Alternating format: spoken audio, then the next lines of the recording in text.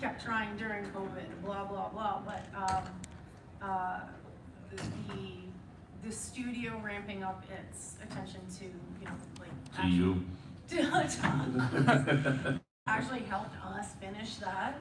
I don't know, Kyle is better about talking about like the inception of this. Yeah, I mean, yeah, Blackmouth was something I kind of came up with when I first joined the studio. It originated as a webcomic series, and I liked the idea of it, but I didn't really know, I didn't have a good grasp on like what form it should take, so it went through a bunch of iterations. I even pitched it to an animation company at one point for it to become like a TV show, and like I kept trying to make it something, but I didn't know what form it was going to take. And then, yeah, when we started doing all the Wave Press stuff, like through the Kickstarter, publishing our own books in-house, that kind of gave me the motivation to start it up again and do something with it, because I was like, oh, this could be an avenue for it.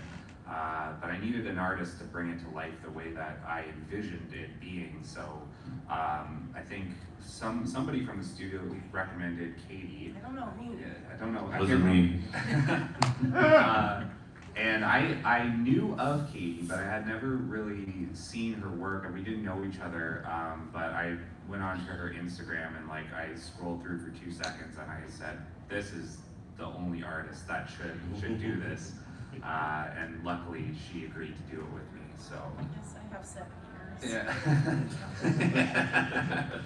And that's how this started. Yeah. And what's it about? It's so this is it's a mystery wrapped in gothic horror set in a dark fantasy world of black magic and witchcraft. Blackmouth is the name of the town where the story takes place. It's this town built on this ancient mine, and there's this legend of a witch that lives on the outskirts of town in the woods that may or may not have some actual credibility to what people say about her. So it's very much a mystery, and there's going to be some cool, fun reveals if you're into horror and witches and that sort of thing. You go some dark places in this. It gets dark, yeah. Your pitch kind of drifted off, but Yeah. what we like to say about it actually is that we don't want to talk too much about like what happens in it, because book 1 is a lot of setup, and and Darcy allowed us to just go deep on this word. It's a vibe. It's a vibe. Book 1 is a definite vibe, and the fact that we could, when we met the first time, I loved the vibe. Mm-hmm. I understood that you could write as well from the way you were describing the project. I was like, oh, he's not just meandering about a dream he had once. But it was like, the book, it's just the atmosphere, and that's why I'm happy it took so long, because Blackmouth, the city, the concept, grew in my mind. So every time we went to sort of make this happen, Blackmouth, the city, the world had gotten bigger inside my brain. And we are, oh, good work, that's upside down, bud. I think that like this iteration of Blackmouth is our best iteration that we could have done. It was time to get number 1 out there. I think Katie and I had trees. I think Katie and I had similar, like we were on the same page about how we wanted to tell this story. We really wanted to create a world with lore, and we wanted to utilize a lot of like environmental storytelling to kind of drive the story forward. There's so many cool little details throughout the pages that Katie peppered in that we talked about to just have subtle little visual cues in the background that aren't really, focal points, but if you pay attention to what's going on in the art, it tells like a bigger story about the world and kind of what's going on in the background. You went nuts with that map. So I mean, this is just, and then as well, we have a lot of other offerings from the studio. We've published authors, we have some Canadian heritage, we have all ages books. We do a yearly anthology, which we're putting on pause now as we reach volume 6 in the coming years for our own sanity. But we also have about 6 books going to press in the next 2 to 3 months, with a lot of big plans in the new year, with a lot of original content, which is very exciting. And one of the things I love about the space in the studio is we get things done. Sometimes it may take a little bit longer, you know, but it's because we're all kind of obsessed with quality. We want to make sure it's the best thing it can be. But in an industry that's very passion-driven, it's wonderful to actually be surrounded by people always churning out amazing ideas, complementing each other's works, collaborating, and creating new things constantly. And out of curiosity, are there any like creatives here, writers, artists? Oh, we got a couple, we got a few. Oh, you're gonna point at him. Yeah. I love that. That's great. He's trying to make me do it, but I don't have Are you guys local based or in from out of town? Toronto. Yeah, so if you're ever in the neighborhood, please swing on by. We have an open door policy for creatives to come by, chat with us, talk ideas, meet other artists. Sometimes it's a wonderful thing just to have other artists around you to inspire and move you forward, get input on your ideas, tell you how much you suck or how great you are. If it's Sam, he'll tell you how great you are. If it's me, I'll tell you you suck, but it's fine. I do it out of love, though, just to make you better and stronger. That's how he was raised. That's how I was raised. The cold, cold European hand. Now the therapy portion of the. Excuse me.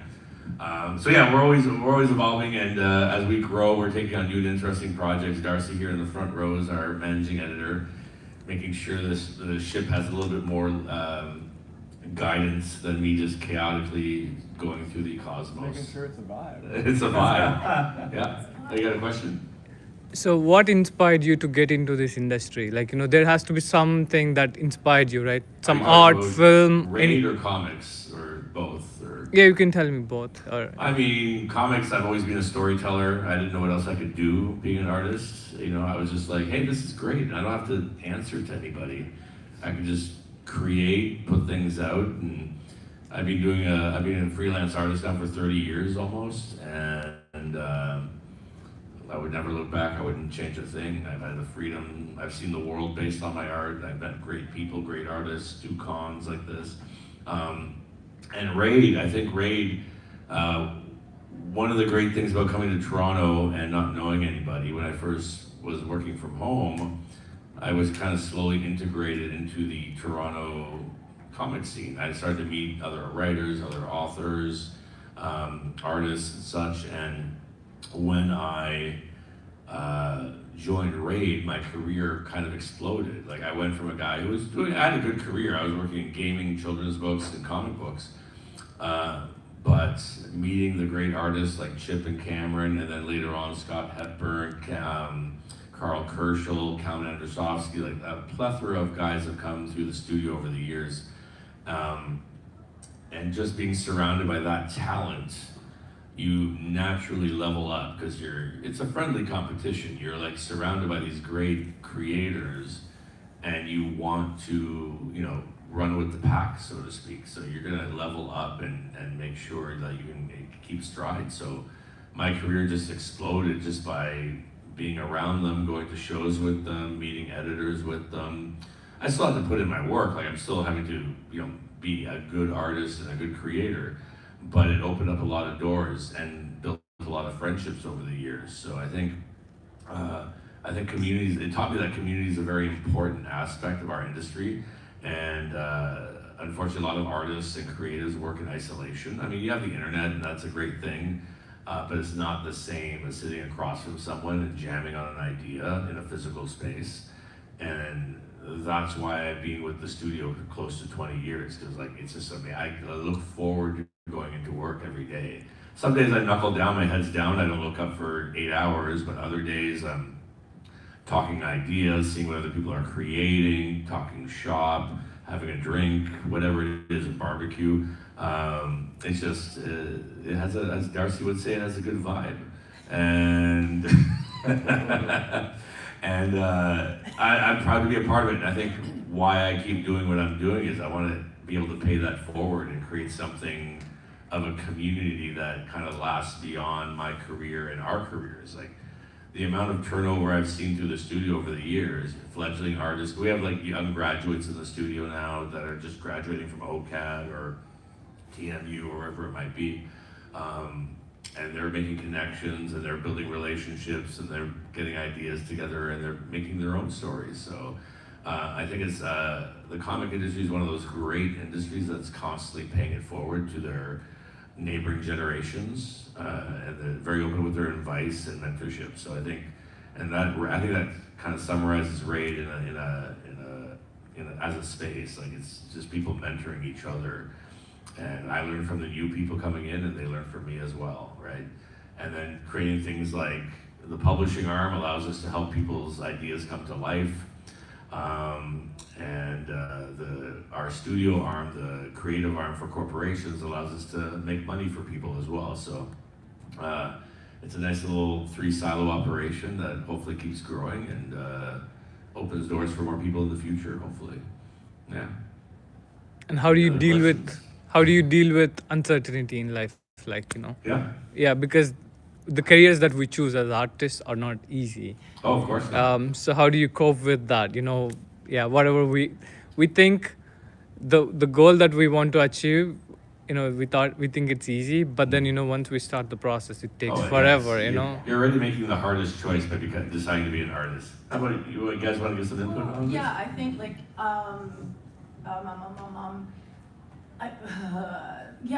like as an artist, it is the hardest choice to choose to be an artist. The answer is yes. The answer is yes. With my, it does come down to a lot of work, and you need to constantly like redirect yourself, saying, no, not gonna go out and get that corporate job. No, redirect. But you are challenged with that constantly, and I think that is again why being part of a studio really works, because you're less tempted to throw in the towel and just go and do whatever your parents told you to do. Suck it up. All of us didn't do that.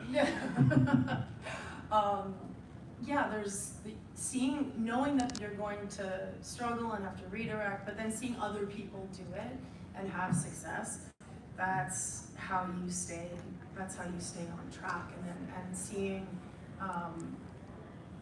everyone said it's going to be totally different when the book comes out and you hold that book, and I felt like everyone was talking about a baby I was about to have, but it is You different. birthed it, yeah. It's different, and now it's here, and it's an addictive feeling. We've all been really riding that crazy. high this weekend, right? For having books released. It's Yeah. amazing. Yeah. I think also I've said this to a lot of young artists, because I know comics is it's a great career choice, it's a fun career choice. It's not always the smartest career choice. But as an artist, you have a great foundational skill set that you can pivot into so many directions. Like Katie's worked in animation and video games. All the things you said I did. Yeah, I've worked in children's books, I've worked in web comics, I've worked in collectible card games, I've done book design, I've worked in animation, I've worked in television. Like, as a creative, your skill set is problem solving and using that whether it's art or writing, whatever it is, to get the job done for whatever the problem might be, a TV show pilot, a comic book, a poster. So as a guy who's been doing this for 30 years, like I started in a couple of realms, and as those industries start to change, I was like, okay, that industry is dying because this other industry is wiping it out. So I'm gonna switch over and pivot, right? And use my skill set, change my style, do what I need to do to survive. And it's not impossible, but it is a lot of hard work, and it takes time. But once you also establish yourself, like I haven't shopped around a portfolio in probably 20 years. You build a name for yourself, and people talk, and they will kind of point you in the right direction, or give you a call, or recommend you, or whatever it might be. So every foundational step you put down builds something bigger along the way. And it's also never too late to go another direction as well. I think it's safe to say Casey and I were both late Old men? bloomer. Yeah. Well, late bloomers as creators, I right? thought you said Uber drivers. There for a second. Late bloomers, because I had a I successful don't want a corporate bloomer. career. I had a successful corporate career, and you were a teacher Yeah. for many, many I years. was always doing art, but yeah, I was But- trying the fine art angle, and that wasn't going anywhere. And through a random set of circumstances, ended up running a comic shop with a couple of friends. And that kind of got me back into doing comic books, like stuff. I was always in love with comics, but And then running us into us Yeah. knuckleheads with Yeah. Cauldron magazine, and then suddenly It's you just a random get series of an events. agent, and Yeah. you've got these Marvel games, like these just met people, and the name got pushed around, and people saw my stuff, and the more I did, the more people saw, and yeah, and it was guys like you, like saying, hey, look at this weirdo that's doing this stuff, and For kind of me- went places, yeah, snowballed. Absolutely. For me, I never thought, I was raised in a family that never saw a creative career as viable. So I just sort of, despite growing up in the comics community here, from the age of 10, I was hanging out in the comic stores and going to conventions. I knew a lot of the creators as they were coming up. But it wasn't until I was a huge fan of a guy that was really nice to me at the old OCAD, when it was OCA, Comic Cons that were in the basement. A young gentleman at the time named Ty Templeton was really nice to me, and his artwork looked like Mad Magazine, like old Harvey Kurtzman Mad Magazine and Wally Wood. But years later, he was teaching comic book boot camp, and I took classes, and suddenly, as a middle-aged man in his 30s, I ran away and joined the circus. I literally, Ty was moving out of his current workshop situation, and a bunch of students formed a studio. And yeah, it was an incredible experience. Suddenly, it's scary because again, you have a very successful career where you're making good money, to suddenly try to pursue something where you're happy as opposed to coming home miserable. So yeah, it's never too late to pivot. Less paid stress, please, longer hours. Oh yeah, we have a couple of great new members. Like one fellow, Nick, he's tabling at, I think this is one of his first big shows. Yeah. He's worked in animation for 25 years or 30 years, and He he's. drew comics with Scott in-house. Oh, that's right, 20 yeah, years ago. 20 So years he's ago. been drawing comics, working in animation, but this is his first. He's going full Comic-Con. whole hog into comics. He's in. He's Yeah, in. so like it's never too late to make a choice or a change. I know exactly make that how old happen. he is. Yeah. You gotta love it though, I think that's kind of the thing, it's like, you almost can't see yourself doing something else and being as happy Comics in is a like way. a drug. It's like, yeah. Because it can be a grind too, and a lot of work, definitely. It's one of the hardest things I think you can do, pretty much. Oh yeah, you have to have a lot of skill sets. And sometimes the setbacks, like what comes from the setbacks is something like better. Like I remember how bummed I was when our printer from China set us back a little. And if I'm paraphrasing, Rob, you can correct me if I've got, because it's my big fish story now. We've got a great printer who prints all the Raid books. They do such a good job, and I was so disheartened when Ramón came to me and said, hey, I was talking to our rep, and there's actually a censor board of some sort through the Chinese government. The Chinese government has to approve every book printed in China, basically. Yeah, so you have to, and your book was too evil. Yeah, so you even said, okay, what can we do to change this, to get this printed? Because we had such a great deal with the price and everything, the price point and everything. And I think she came back to you and said, nothing, too much blood and too much evil. And despite that, we did manage to find a printer that wasn't as cheap, but cost effective in South Korea. Oh, yeah. And then suddenly we had a tagline. It made such a brilliant Ever the promotion. salesman. Yeah, to go out there and be taught when people ask me about it and saying, you know what, Cauldron is so taboo. It was banned by the Chinese printer for too much blood. We use it as a pull quote, too much blood and too much evil. Yeah. So if you want to damage your children. Could you talk us about the AI landscape? How are you using AI in your work, or what's No, going not on? at all. Everything's human made up here. No, I'm like, asking. doing it. Would you be pivoting, or like would you change anything? To use AI in the books? Yeah, yeah. Not interested in it. these are stories made by people and creating things by hand, and I think that's part of Passion the and beauty sweat. and charm behind it. Yeah. You know what I mean? Yeah. Passion and sweat, I think, are Yeah. the key ingredients. Yeah, I mean, we're gonna use AI to like organize our mailing lists and to like clean up our Am I issue, grammar and to, Cut the you know, lawn. All the boring yeah, stuff. A little bit of coding, massage. Do my laundry. And don't get me wrong, I for one welcome our AI overlords because I'm a blind person, and this the apps have made my life very easy, but not at the cost, like in terms of navigation, but not at the cost of Creativity. our creative Yeah. community No, of definitely human not. beings. Yeah, until the law and the ethics kind of catch up, I think, and make sure it's not damaging the environment and all that stuff. Like, it's kind of, Any other artist questions or creator questions? Yo. What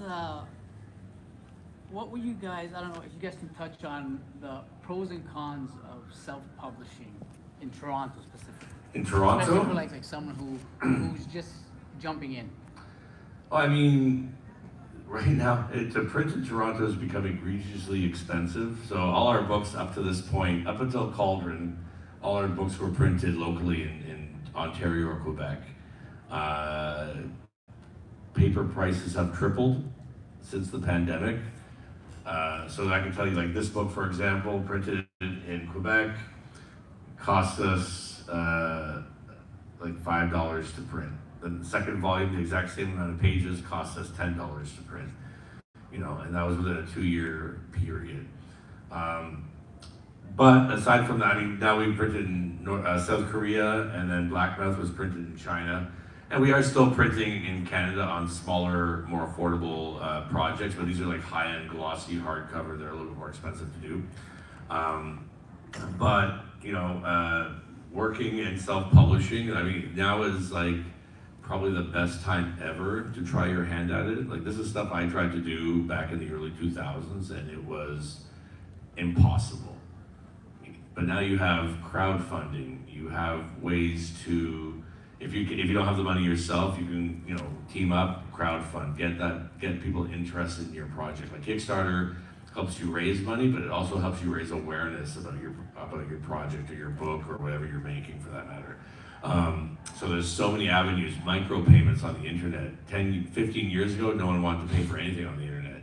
Now, people are, you know, one button purchase, they're done. And it's like, you know. Patreon, Yeah. OnlyFans. Yeah, that's exactly where I was going with that, yeah. No. Sam will give you his link after the. But, Only Sam's. That's what you say.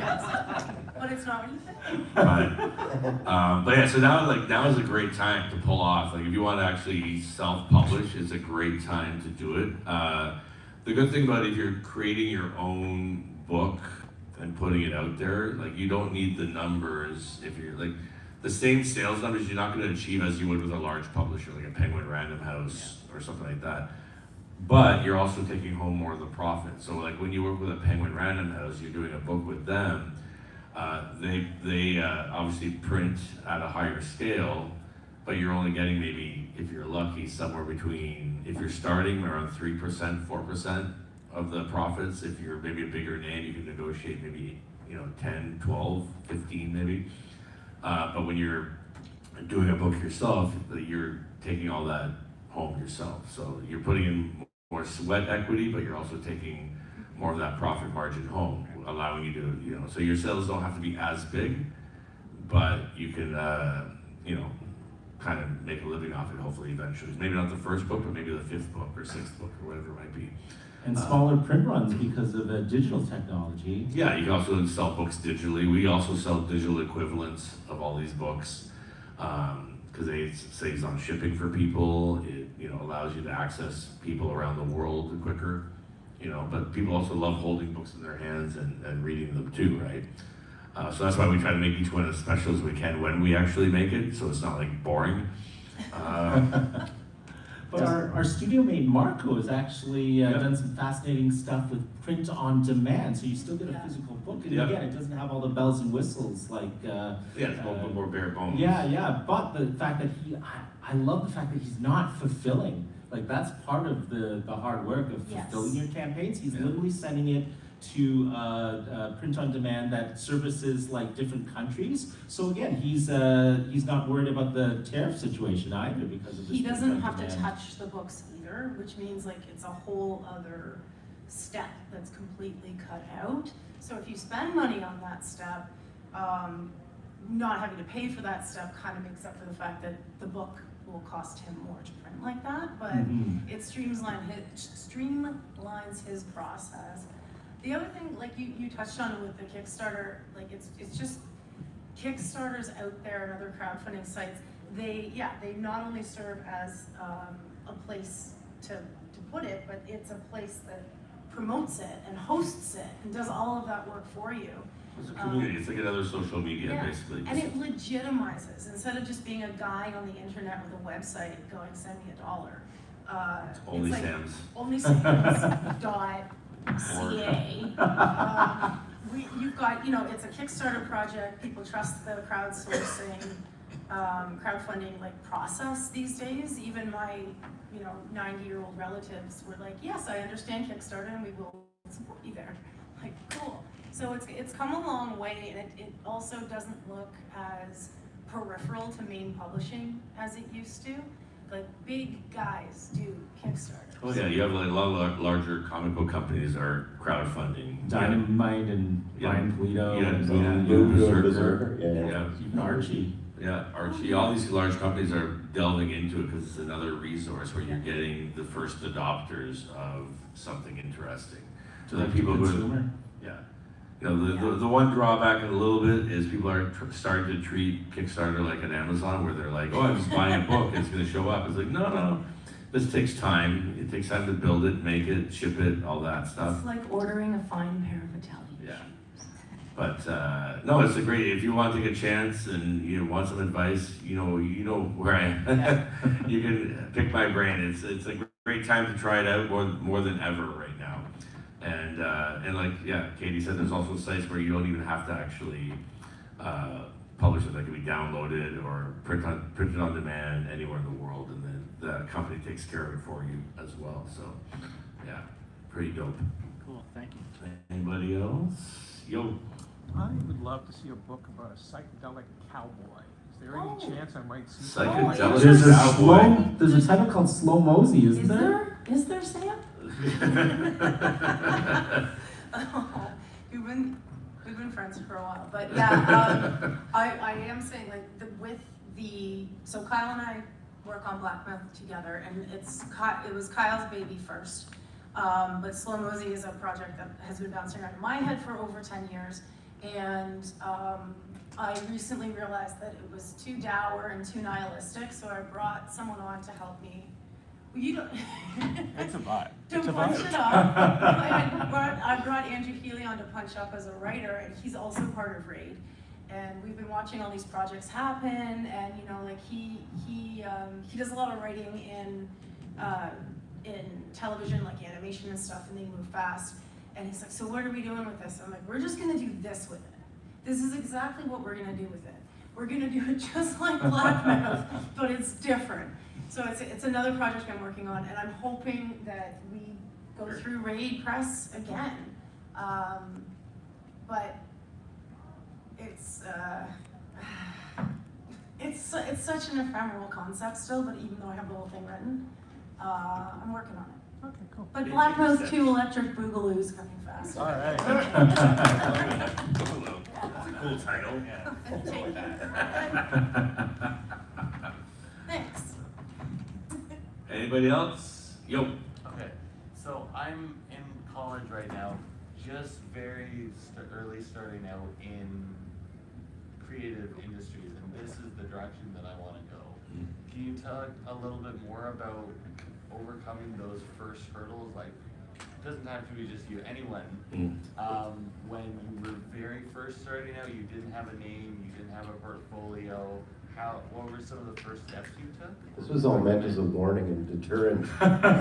We don't need the Sending the wrong message. I would say that like if you want to get into comics, just start making comics. Like that's it. And it doesn't have you don't have to get a lot of eyes on it, but you just start making them.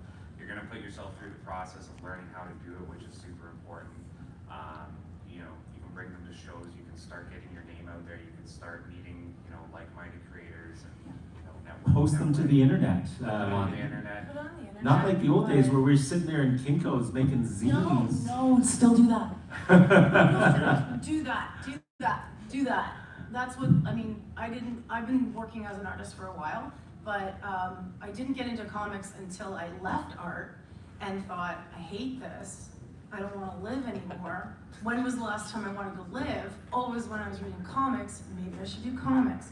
And that was all the thought process was, but what the follow through was that, like, I'd gone to school, I'd never done a comic, but here we go. And I did a little one, and I just printed it off. Like, again, attention to detail is important, but see what you can do with your own printer and a photocopier. You can trim it all by hand. You can make 100 copies and make them beautiful. Just put in the elbow grease. And then you came today, right? We talked. Next time bring your comic and just slap it down. Don't charge me for it. And don't make it look good enough for me to, like, make it look good enough that I want to give you $5, but don't take my $5. And then I'm gonna go home and I'm gonna be like, this is dope. And then come back again the next year. But that's what I did. I just brought these beautiful little comics I made by hand to a convention that a friend got me into and introduced me to some friends. So I went, like, kind of paired up. So, and I was just like, oh, by the way, I made a comic, peace. And that's it, that's all I did. And I stood behind the work and I just kept making work. And then eventually I got an opportunity to publish that thing. And then someone came at me to make a thing for publishing. And I just kept going towards the other creatives that I vibed with, and working on making my own stuff. And I also did not try to make a 220-page, you know, epic the first time. I think my first one was 8 pages. That's an epic. It's when you've never done it before, that's epic. But learn to tell a beginning, middle, and story. end. Beginning, middle, and end, and just the basics of storytelling, story structure. Hand lettered it. I did it all by hand. Like, I just learned from the ground up, and then sat on that ledge until I was ready to go to the next ledge. And take it to TCAF too, the Toronto Comics Arts TCAF. Festival, where that zine culture thrives. And then Canzine shut down, but there's a new one. I can't remember what it's called, but there is in the fall. You can just Google Toronto Zine Fair or whatever. But Yeah. There was one by our studio last week. Oh yeah. cool. Yeah. In Parkdale Hall? Yep. Uh-huh. One thing I would always say is, like, the art not just comics, the art industry in general, is built on not only your talent but your networking. Actually, it's actually about making connections, building networks, going to shows like this, tabling, meeting editors, other artists, other creatives, other writers. When I first started out, I would do all these shows, New York, Toronto, Vancouver, Chicago, and I would meet writers and other artists and connect, and then suddenly I'd be getting a call from an editor at Marvel, and they're like, yeah, you know, B. Clay Moore wants you to draw this comic. I don't know who you are, but are you free? And I'm like, oh yeah, okay. You know, and that happened to me a few times. Scotty Young requested me on a job because he liked my webcomic. We met in San Diego way back in 2006, I think it was, and I was doing a webcomic about my life, and he loved it, and we met, and he's like, I want to work with you one day, and fast forward 10 years later, we collaborated on a Deadpool book. So you never know where those connections are going to come from. Obviously these days you also have the glory that is the internet, and you know, putting your work out there, whether it's through, you know, Blue Sky, X, you know, Instagram, whatever it is, Substack. Just get it out there, be seen. Editors are always scouring, looking for new talent and looking for what they can do, kind of thing. So just putting yourself out there and being social, being smart, connecting with people is very important. So that'll definitely help you as you work on your skill set as an artist. Also work on those elements as well. That thing. And we got some giveaways here if you want to. some original art. All right. Did you show it on screen? I think we can. Okay, Wow, you've got both two. there. You've got two pieces. There we go. Did you show the other one as well? They're both there. Oh, they're both there. Okay, sorry, blind guy. Something Hush, twisted. hush. Oh, I got a trivia question. Name two of the original Raid founders. Oh, I mean, Who was listening? I actually know the answer. you don't want to win. You don't want to win. Name one of the original Raid founders. Anyone? Chip Zdarsky? Yeah. There you go. Anyone else? Well, yeah, Al. Keegan was also. Keegan? Close. Close. Kagan, you got it wrong. No. Kagan McLeod. Let's give it to him. Keegan there you go. McLeod. So you get first dibs. First dibs. On all of these weird things. Thanks for coming out, everybody. Thank you And where can they guys. find us, Ramon? Where can they find us? You guys can find us at Thank you. AP26, or what I say, right by the pizza. Right by the pizza. Yeah. It's just something to give you nightmares. Yeah. There you go. Can I get a picture?